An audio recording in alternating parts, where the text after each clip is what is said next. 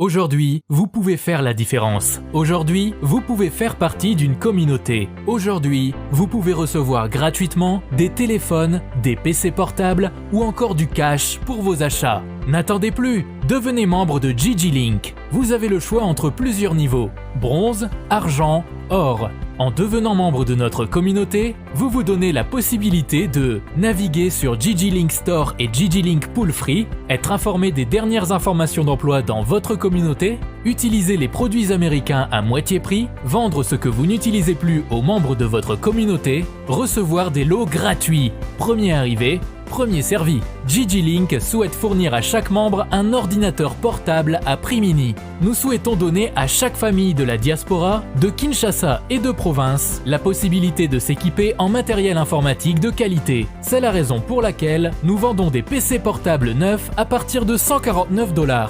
Ne tardez plus, visitez gglink.com. Ne tardez plus, visitez gglink.com.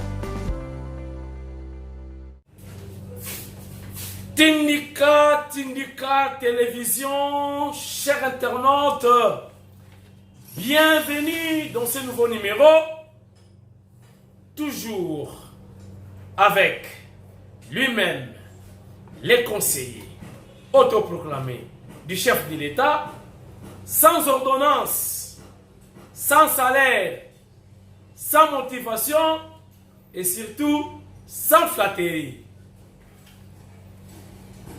Chers amis, émission Ezali spéciale.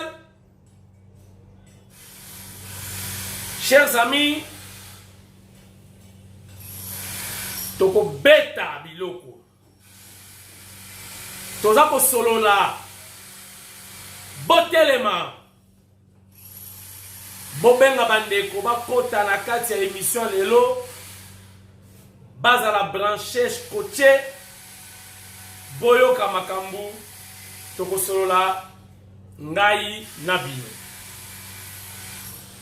Lobby ezalaki fête ya mukelenge, donc fête ya muke, parce que toko fête munene te bandeko na biso baza na souffrance.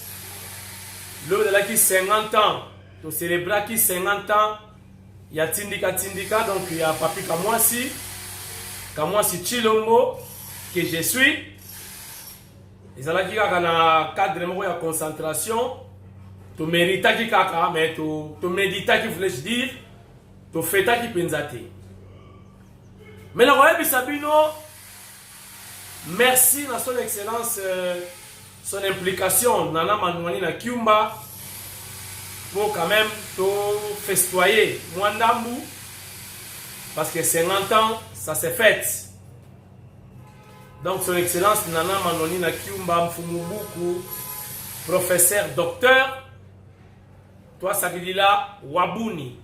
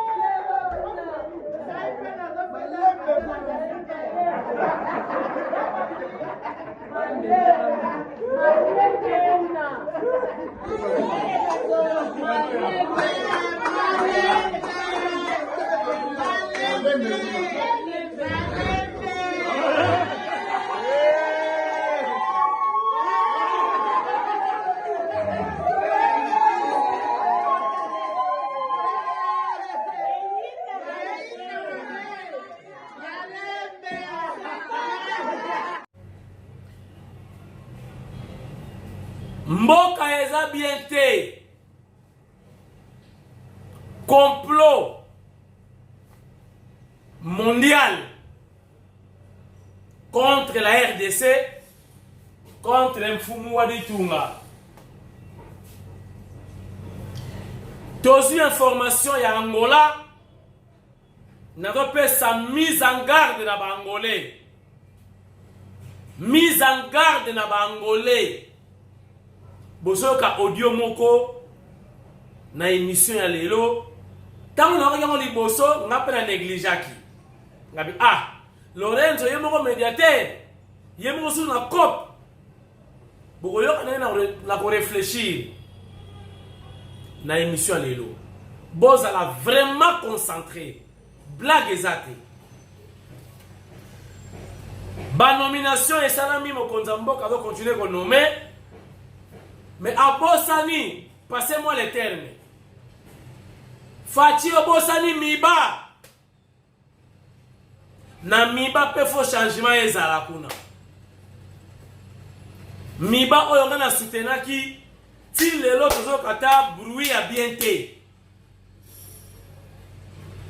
Na l'accès bino miba azo produire tant bien que mal. Mais toujours quand il y a malonga te chef de l'État miba nommé pe na miba kuna. Miba Fatio Bossani miba sama malamu ezo ya te na miba.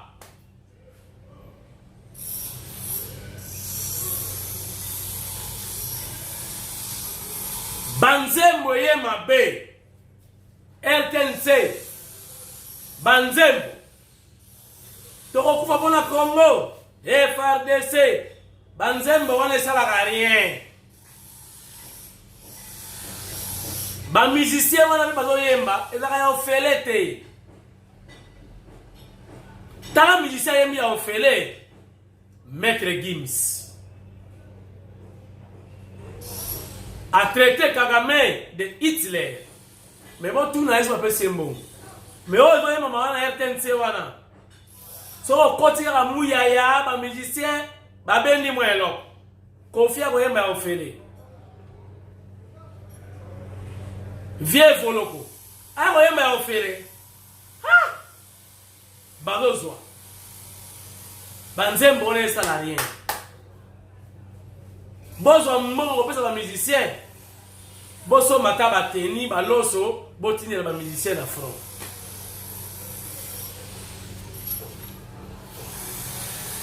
Panique hier na Goma. Panique. Ba radio. Batu balobeli pe ba pesi reproche na radio Okapi. Wana bata Monisco. Est-ce que va communiquer bien pour la guerre? Ba otanga bango. Lobby panique na Goma donc mwana benana. Nini pesi panique? Ba moni ba soldat ba uti na front. Baza kozonga nalandi Africa News ala bibi tumeko bundama à 20 km na Goma ngala moni que c'est fini. Mais alors nalandi communiqué ya FRDC Balobi Bitumbane ezali à 354 km. Donc, koleka Matadi. Ka Kinshasa Matadi, togo cha Inga, si Inga te Kinzamvwete. Donc entre Kinzamvwete na Kinshasa. Mais nalandi na radio moko leo na Kinshasa Balobi boy. Relève et salamaki. Batindi basoda mususu na front obazaki na front po bazonga baya kopema bangole baya kopema baye presque ti côté à Goma na ba moto bon na yebite ni salamaki tanga ba civil kota ni Rangombo ba moni ba mbila baya kozonga bi madi esili allez tout la musique izaka mais ça pas imprudence soda oya uti directement na front ayaka na cité te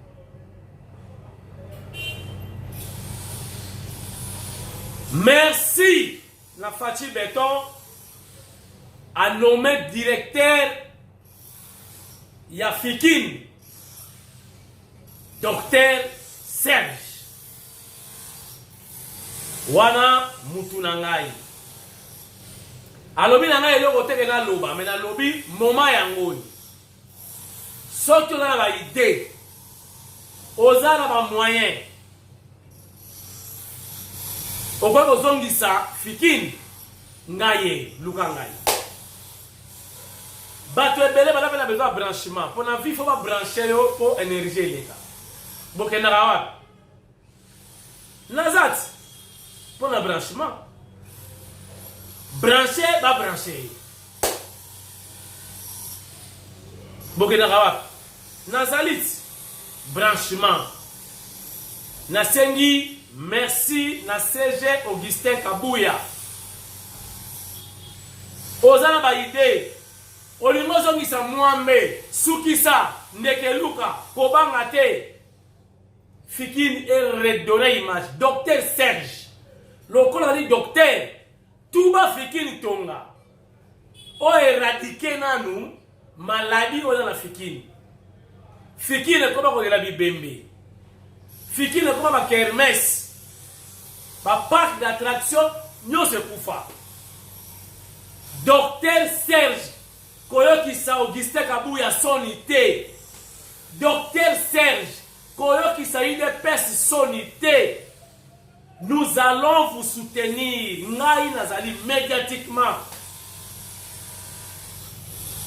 oyo yemba mindelo babongisaka Fikini en fait foire baje moment yango koyela nga ba aventurier te koyela nga ba nibu te oza na marché ya kitoko basala ba foire déjà pour ba moka mususu ba parc d'attraction nazali na kosala sabi chers internautes lobby elaki anniversaire ya kamwasi eleki très bien nako proposer bino message ya son excellence Nana Manuanina ndenge ayebisi bana mboka na ba militaire message ya réconfort mais j'ai appris que action moko ezali na basi ya basoda maintenant tokomi kuna te bozwa no message ya Nana Manuelina professeur docteur ndenga s'adresser na bakongomani nyonso et puis tokota na ben ya émission ya lelo regarde biso nyonso tozala mutu moko tosimbana na sima mokonzi ya mboka Félix Antoine Tshisekedi Tshilombo oyo azolala te pona ete Congo na biso ebunda pe ezwa liberté tozala na sima ya mapinga na biso FARDC oyo baza déterminé bazo bunda pona komemela biso liberté face ya banguna na. Merci beaucoup. Et un message à mon poussé mais riche. Naïm Sagi Milino que Angola a le médiateur. Angola comme personne morale, bien sûr. Médiateur n'a pas conflit au Rwanda na RDC. Audio à l'hypothèse bima qui est bamoni passage mon pesami ba Rwandais bazo kota côté ya Kasai côté ya Tembo Chikapa mais bazo kota na Angola pour la frontière na bango boyoka audio ya mi balé eye e bangi singai Et je vais m'adresser aux Angolais. Après Koyoka, audio Oyo Sabino, et c'est sérieux. Complot et Zamounene, RDC en danger, vous et nous en danger aussi. Comment Batubaso, même nous qui n'avons pas pays démocratique, pays indépendant, bino hobo ya mindukeya. Mais numéro 1 ya MONUSCO, balotu na ye, ba arme uti wa pio ba M23, ça vient de quelque part. Ça vient de quelque part. Donc boyebi. Donc bango ba la armée, biso pays souverain. Tous à boye le comme dans la sida, banticorps les athées, grippe ezuyo, malaria ezuyo, kintuntu ezuyo, buka buka ezuyo. Yango moni Rwanda go bangate. Ça fait voulais dire combien de mois Bunaga na Ekwea. Ba comme na Luchuru, bazuki wanja. Objectif na ba ko isa Goma pour dans la position de force dans la négociation. Mais Bitumba, par rapport à Nenge Baradio, monsieur le Bagina Afrique News, à 20 km à Goma, c'est faux. Baza à 354 km. Mais Nayoki, Molobeli, il y a FRDC lobby, va attaquer Bisso à 13 francs. Ceux qui vont attaquer Bisso. Bisso, c'est pas ça.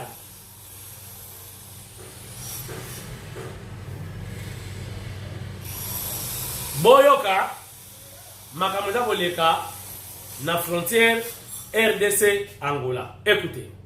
Congolais en général. Ngai Luzolo Makambo Diawara, bourgmestre ya commune ya Tembo. Na ye awo po na fixé opinion ba we balandaki audio moko eutaki na Angola na malange. Oye bazako lobela ba présence ya ba élément rwandais. Bon.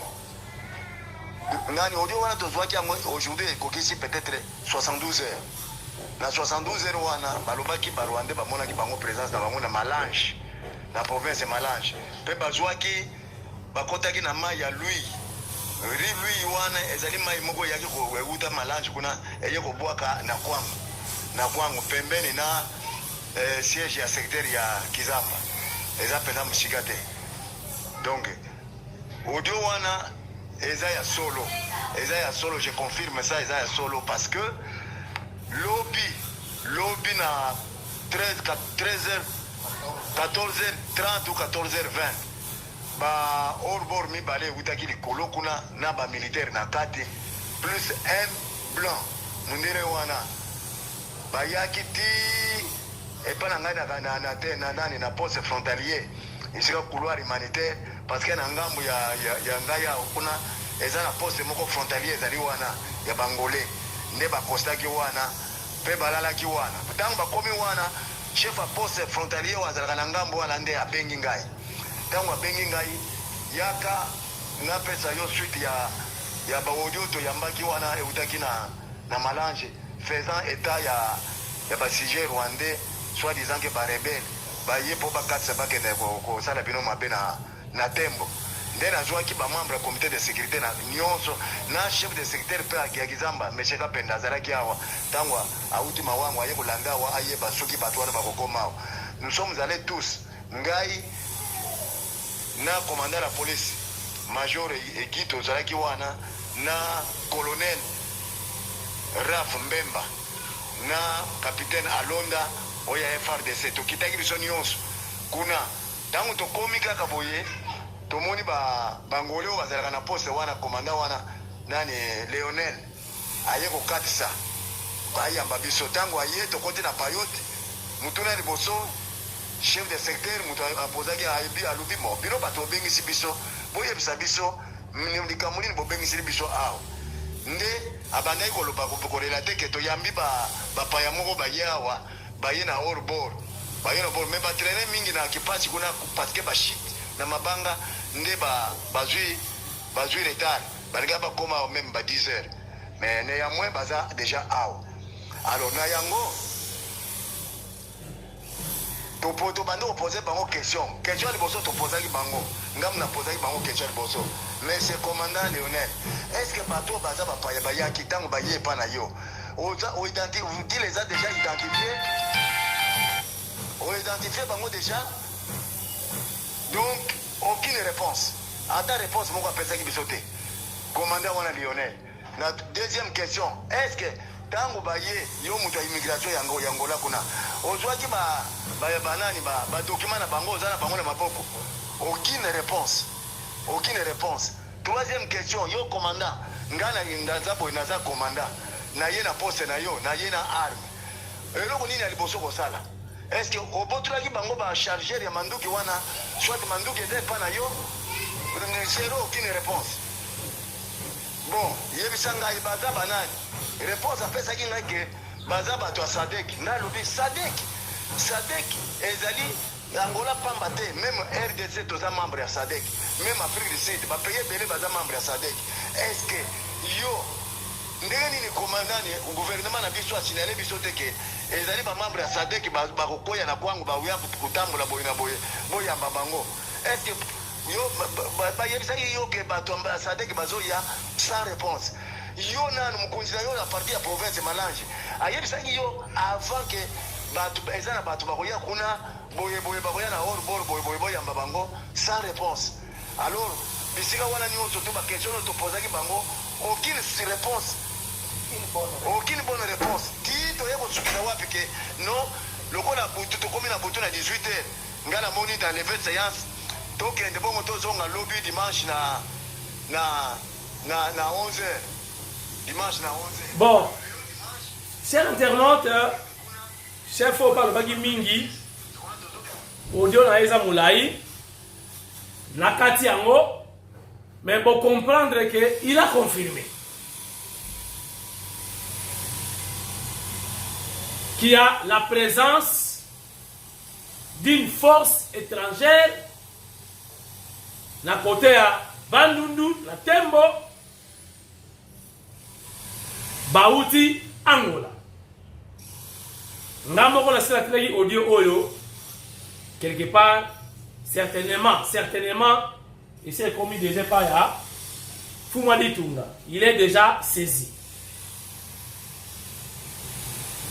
Angola,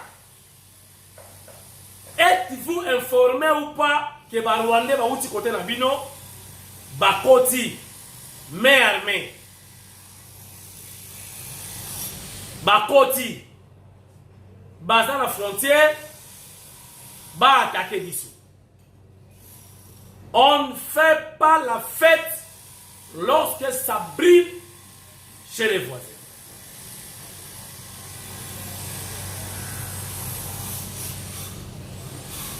Toza la frontière na Angola ko banda na Mushiku na Katanga côté fleuve Banda ti esika fleuve Kwea Isuka.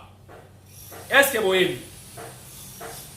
Tobandi na Angola banda na Katanga ti na Congo central. Je crois c'est le seul pays voisin, peut-être na Brazzaville, autre que la frontière à Moulay Nengwa. Je crois na Brazza, je crois c'est à partir de l'Équateur ti kuna pe na Mwanda.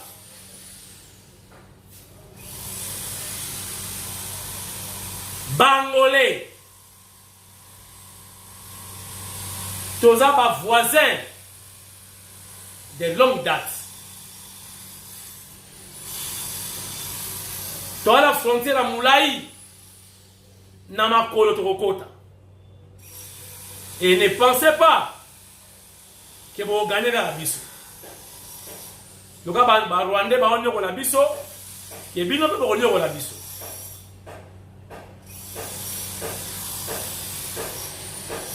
Biso to bomba ba rebelle na bino. Ba rebelle ya FNL. Boba na rakani. Ba na kota kulungongo.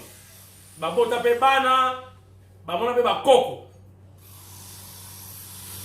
na suki wana. Donc mise en garde na pesi ba angolais na suki wana. Mokonzi ya mboka a nommé batu, mais mokonzi ya mboka atali miba te.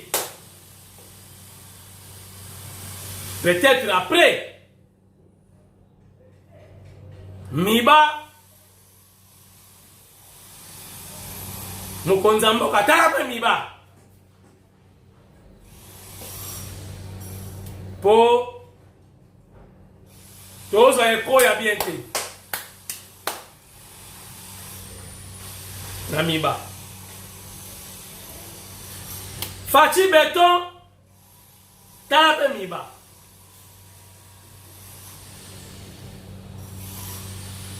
Tala miba. Fumadi Tunga tala pe miba na miba. Tala miba. Avec beaucoup de respect, tala pe miba.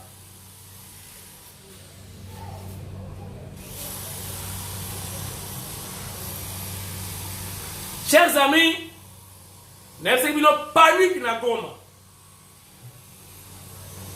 Bon comparé à lobby, na au FRDC à lobby. Regardez. Chers compatriotes, au regard des rumeurs faisant état de la présence ennemie dans la ville de Goma, lesquelles rumeurs sont véhiculées par l'ennemi afin de créer une panique générale au sein de la population. Je vous demande de rester calme et de vaguer librement à vos occupations. Je tiens à vous rassurer que les forces loyalistes se comportent très bien sur le terrain des opérations et contiennent l'ennemi dans les hauteurs de Kibumba. Toutefois, je vous demande de rester vigilant et de résister à l'ennemi. Je vous remercie. Voilà, chers amis, Mundele azande kona bisote. Mundele alingaka bisote. Nous allons comprendre le silence de la communauté internationale. Tosali bangoni. Balingi comment on évolué te. Balingi côté que la fatigue tenté à réaliser ma kamunaye. Paf, guerre écoute. Balinga ba nationaliste te. Minde balinga ba lèche bot.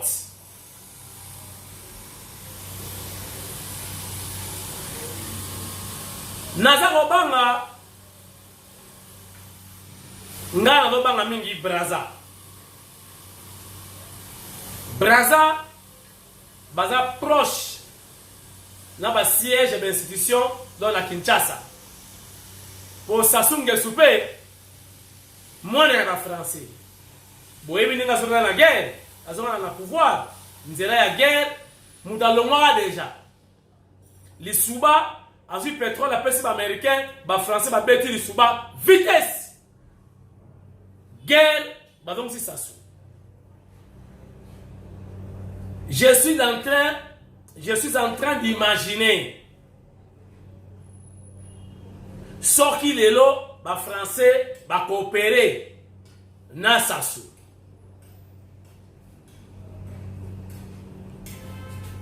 Imaginez la suite. Pour Sassou, na limité, na makantinanga à enregistrer la proposition des Français. Donc vous allez soit y est longwe, soit Andimi à tirer le pouvoir.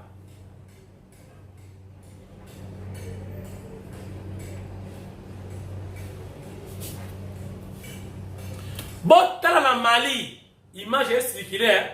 Je ne sais pas si c'est vrai parce que Moutouama le bagi na souka le bin anglais. Abi, good job. Donc, bon travail. Boa et bon travail. Qui saloki moti. Baza kozoma na bango na poto. Ole baza tameli tukana batikela ba travailleur. Ndenge ba bengani bango. Bango ba bani ko saboter bakar. Comme ça, Africain a bénéficié de rien. Ils ont une image, ils ont circulé. Je ne sais pas si c'est vraiment vrai qu'il a venu en Mali. Mais il y a un anglais. Dans Mali, il y a un français. Tout a une image en haut. Pour comprendre quelque chose. Regarde.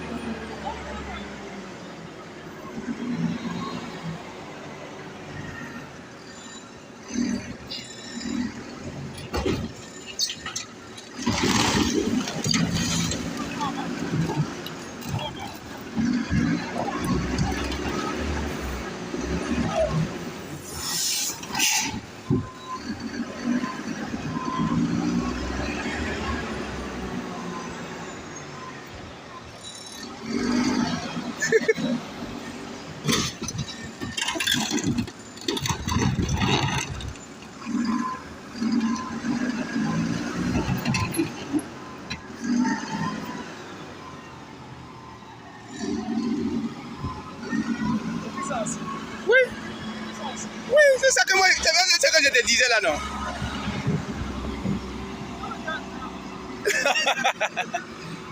C'est ce que je te disais, non?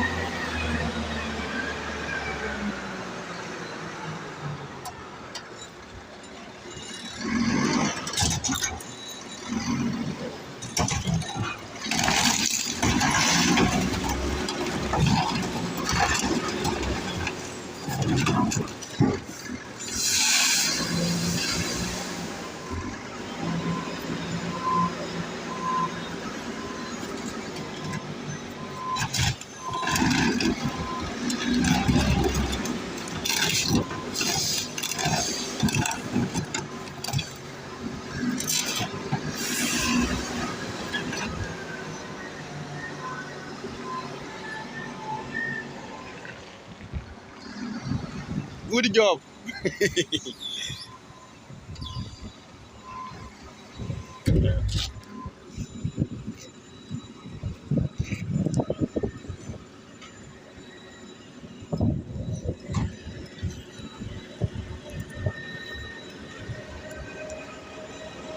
Good job.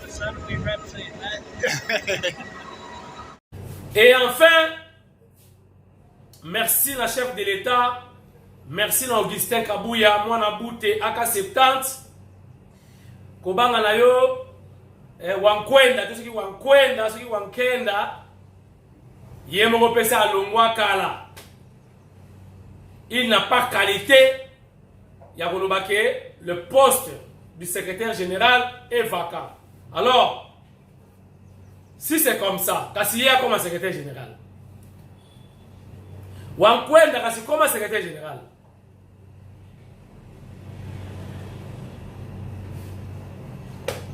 Du n'importe quoi. Voilà. Merci, na docteur Serge. Félicitations. Parabège. Toza kozela Bajé. Foire internationale de Kinshasa. Ezonga et redorer l'image. Ya foire ya kala. Oyo ezalaki ba mwambe. Basukisa. Kobanga te. Docteur Serge longola biso soni. Docteur Serge zongisa foire sala demande baoyo nyonso bayeba basalaka ba jeu wana boluka bango bosola kitoko nga mpe nazali canal oyo batie directeur ya foire mutu na ngai de chaque. Félicitations également pour le bao kumisi Christian Bosembete Bosembete félicitations. Hier again c'est ça.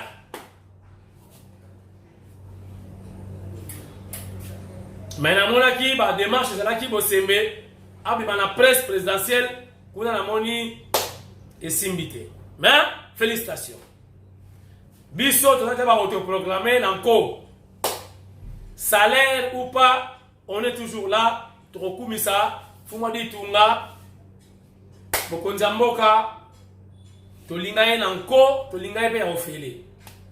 Depuis Diego Kao. Merci beaucoup. Toti Kala Soudé. Lobikak. Inch'Allah. Goodbye. Aujourd'hui, vous pouvez faire la différence. Aujourd'hui, vous pouvez faire partie d'une communauté. Aujourd'hui, vous pouvez recevoir gratuitement des téléphones, des PC portables ou encore du cash pour vos achats. N'attendez plus, devenez membre de Gigi Link. Vous avez le choix entre plusieurs niveaux, bronze, argent, or.